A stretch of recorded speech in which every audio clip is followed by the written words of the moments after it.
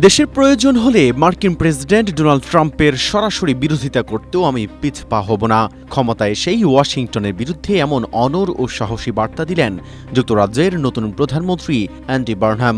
British সংবাদ মাধ্যম বিবিসিকে দেওয়া নিজের প্রথম বড় ও বিশেষ সাক্ষাৎকারে এই চাঞ্চল্যকর ঘোষণা দেন বার্নহাম।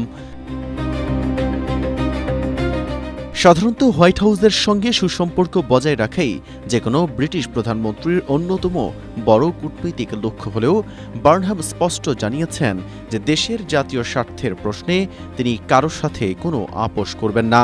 সাক্ষাৎকারে ট্রাম্পের উপর ভরসা করার বিষয়ে সরাসরি উত্তর এড়িয়ে গিয়ে নতুন এই প্রধানমন্ত্রী বলেন, পৃথিবী এখন খুব দ্রুত বদলে যাচ্ছে, তাই প্রতিটি পরিস্থিতি বিবেচনা করেই যেকোনো চূড়ান্ত সিদ্ধান্ত নেওয়া হবে।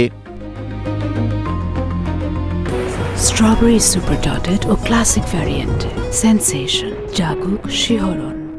তবে ইরানকে ঘিরে ট্রাম্পের যুদ্ধংদেহী ও চরম সংঘাতমুখী অবস্থান তার মনে গভীর উদ্বেগ তৈরি করেছে বলে স্বীকার করেন তিনি। বার্নহাম সাফ জানিয়ে দিয়েছেন, প্রথম নিজের দেশের সুরক্ষাই তার প্রধান অগ্রাধিকার।